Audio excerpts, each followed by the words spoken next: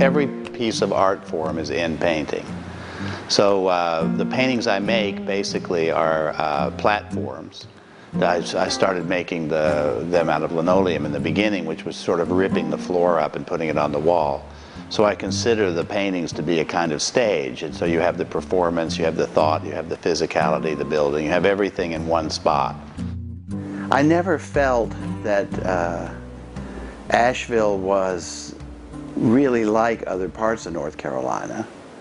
It was a small town, but a fairly cosmopolitan town. So pretty much everything I have, including the tar heel in the tar that I use, must come from North Carolina in some way. Originally, I thought I was going to be an actor, and that's what brought me to Chapel Hill. But when I got to Chapel Hill, having done so much professional theater, I decided I couldn't take direction. So I went to the television, radio, television, motion picture department. But I realized that making film was a collaborative venture, and I decided that I'd rather be in an art form than which I was in total control of my vision. So I moved to the painting department, and that's where I stayed.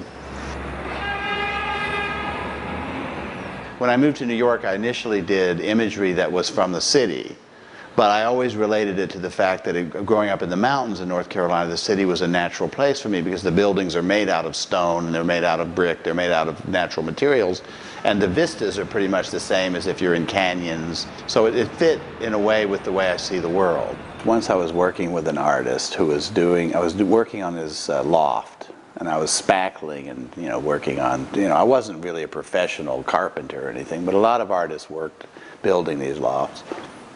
And I was up doing a spackling where the ceiling meets the wall, and I thought I'd done it, and it looked fine to me. And he said, "You missed a place there."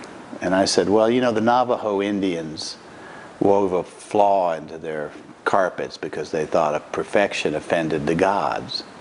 And he said, "Yeah, I know. I grew up in New Mexico, and I always heard that, and I always thought it was a bit pretentious." He said, "Try to make it perfect. Don't worry, the flaws will be there." So I always remember that.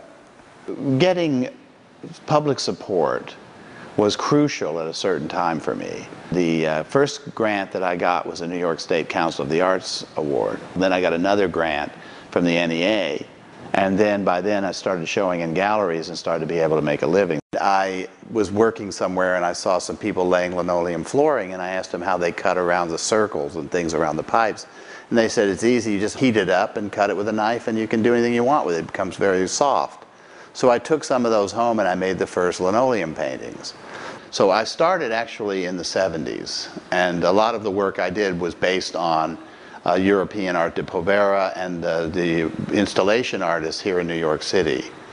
And then the 80s hit, and everybody sort of bottled up energy. And an explosion of our generation of artists happened. The 90s dwarfed the 80s.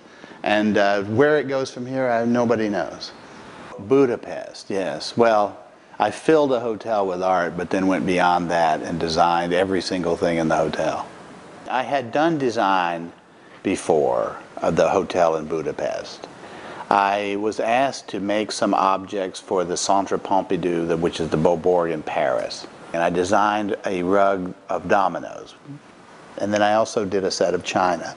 And before that, I had done a set of playing cards like this and domino sets of dishes for a company called Swid Powell. They did Michael Graves, they did me, they did Joffrey Bean, Calvin Klein. The advice that I tend to give to young artists, if they ask, is that you should think about your art as if no one is going to look at it but you. And that you should be able to do what you're doing and be passionate about what you're doing if you lived in a cabin in the woods and no one was there. It's just you and your work. That's the best advice that I could give them. If anything else is gravy. If you can do that, the rest will be easy.